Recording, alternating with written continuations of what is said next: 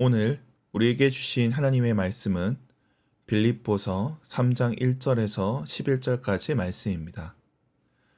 말씀을 봉독하겠습니다. 끝으로 나의 형제들아 주 안에서 기뻐하라. 너희에게 같은 말을 쓰는 것이 내게는 수고로움이 없고 너희에게는 안전하니라. 개들을 삼가고 행악하는 자들을 삼가고 몸을 상해하는 일을 삼가라. 하나님의 성령으로 봉사하며 그리스도 예수로 자랑하고 육체를 신뢰하지 아니하는 우리가 곧 할례파라. 그러나 나도 육체를 신뢰할 만하며 만일 누구든지 다른 이가 육체를 신뢰하는 것이 있는 줄로 생각하면 나는 더욱 그러하리니 나는 8일 만에 할례를 받고 이스라엘 족속이요 베냐민 지파요 히브리인 중에 히브리인이요 율법으로는 바리새인이요 열심으로는 교회를 박해하고 율법의 의로는 흠이 없는 자라. 그러나 무엇이든지 내게 유익하던 것을 내가 그리스도를 위하여 다 해로 여길 뿐더러 또한 모든 것을 해로 여김은 내 주 그리스도 예수를 아는 지식이 가장 고상하기 때문이라. 내가 그를 위하여 모든 것을 잃어버리고 배설물로 여김은 그리스도를 얻고 그 안에서 발견되려 함이니 내가 가진 의는 율법에서 난 것이 아니요 오직 그리스도를 믿음으로 말미암은 것이니 곧 믿음으로 하나님께로부터 난 의라. 내가 그리스도와 그 부활의 권능과 그 고난의 참여함을 알고자 하여 그의 죽으심을 본받아 어떻게 해서든지 죽은 자 가운데서 부활에 이르려 하노니. 아멘. 어제는 바울이 신뢰하는 동역자를 소개했다면 오늘 본문에서는 빌립보 교회를 혼란스럽게 만드는 자들에 대해 경고하고 있습니다. 저들은 본토 이스라엘 출신이었을 것이고 이방 출신 그리스도인들을 넘어지게 하는 자들로 보입니다.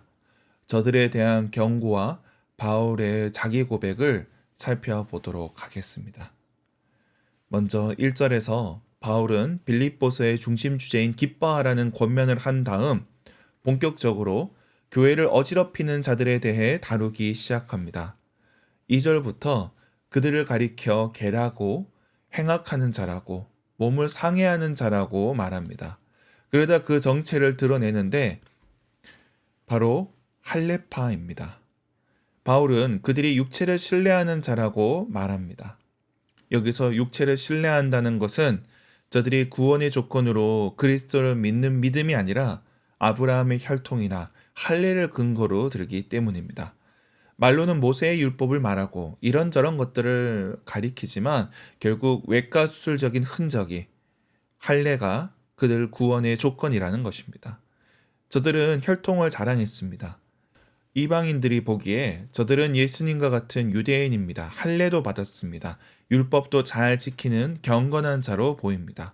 오늘날로 치면 매우 좋은 스펙의 사역자인 것입니다. 여기에 바울도 자기를 소개합니다. 나도 할례를 받았고 베냐민 지파고 바리새인이었다고 소개합니다. 베냐민 지파는 사울의 후예라 할 수 있습니다. 왕족이라 할 수 있습니다. 저들의 자부심이 대단했습니다. 전에 나온 에스더서의 모르드게도 베냐민 지파였지 않습니까? 거기에 율법에 충실했던 바리새인입니다. 예루살렘 출신들과 비교할 스펙이 아닙니다. 그들에 비해 바울은 훨씬 더 많이 배운 사람입니다. 스펙이 더 좋습니다. 율법의 깊은 것에 통달한 사람이었습니다. 그런 바울이 고백합니다. 예수를 아는 지식이 가장 고상하다고 고백합니다. 자신이 자랑했고 그동안 쌓아왔던 것들이 예수님에 비하면 아무것도 아니라는 것입니다. 바울은 자기 자랑거리가 이제는 배설물에 불과하다 말합니다. 이전에 자랑했던 것, 그것이 무엇이 대단하겠습니까? 진짜 다이아몬드 반지를 얻었는데 조악한 장난감 반지를 어떻게 아낄 수 있겠습니까?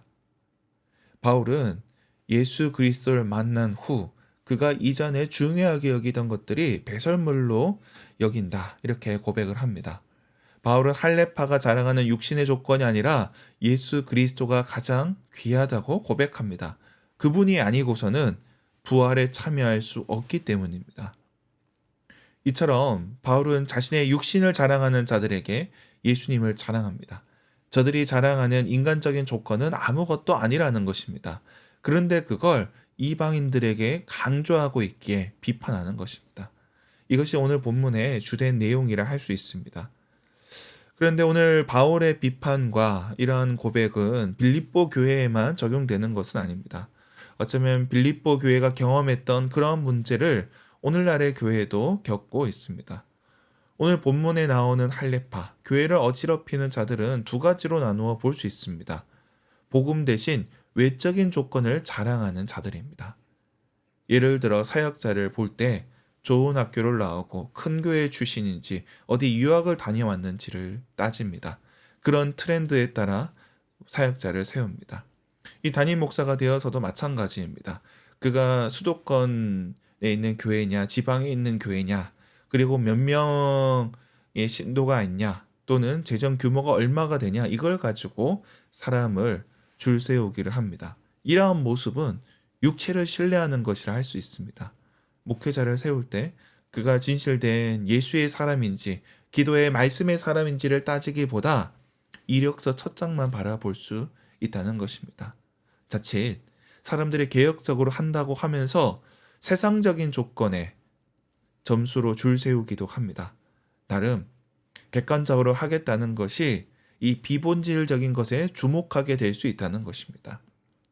또한 할레파도 마찬가지입니다. 할레파는 오늘날의 이 율법주의자, 윤리주의자로 볼 수 있습니다. 물론 복음은 윤리로 나타날 수밖에 없습니다. 우리의 문화와 윤리 가운데 구체화될 수밖에 없습니다. 그런데 우리 복음의 내용을 단순화해서 몇 가지 계명 준수로만 축소시키는 것, 이것이 문제라는 것입니다. 외적인 준수 여부만 따지게 되는 것, 이것은 안 된다는 것입니다. 복음의 내용이 몇 가지 실천 사항으로 축소되어 버릴 때, 몇 가지 행동 수칙으로 줄어들어 버릴 때 그 풍성함은 사라지게 되고 바울이 말한 것처럼 이러한 율법주의와 다를 바 없어지게 된다는 것입니다. 오늘 본문의 할레파가 그렇습니다. 겉으로 보기에 좋은 스펙에 대단히 경건해 보이지만 그러나 비본질적인 것을 주목하고 복음을 율법주의로 축소시키는 것입니다. 우리도 마찬가지입니다. 우리가 복음의 본질에 주목하지 않으면 언제든지 껍데기에 매일 수 있습니다. 비본질적인 것을 자랑하게 될 수 있습니다. 그러므로 우리는 본질에 주목해야 합니다. 우리가 어떤 사역을 하고 어떤 대단한 일을 하고 어떤 대단한 사람이 있다. 이것이 우리 자랑거리가 아닐 것입니다. 우리 안에 계신 주님, 우리가 누리는 생명을 자랑해야 될 것입니다. 우리 모두가 그리스도 예수를 아는 지식으로 충만하게 되길, 오직 예수님만 자랑하게 되길 주님의 이름으로 축원합니다. 기도하겠습니다. 하나님 아버지, 우리 안에 계신 그리스도, 그분만이 우리 자랑이 되게 하여 주십소서. 우리가 사람들이 자랑하는 그 모든 것들, 그 껍데기에 대해서 현혹되지 않게 하여 주옵시고, 오직 우리 안에 계신 그분으로 말미암아 부활에 참여하며 그분으로 말미암아 우리가 구원받았음을 기뻐하며 즐거워하는 자들 되게 하여 주옵소서. 이 땅의 교회를 위해서 기도합니다. 이 땅의 교회가 본질에 주목하는 교회 되게 하여 주옵소서. 겉으로 드러나는 것에 휘둘리지 않게 하여 주옵시고 우리 안에 있는 생명이 더욱더 풍성해지는 그러한 교회들이 되게 하여 주옵소서. 나라와 민족을 위해 기도합니다. 이제 지도자를 뽑는 선거가 얼마 남지 않았습니다.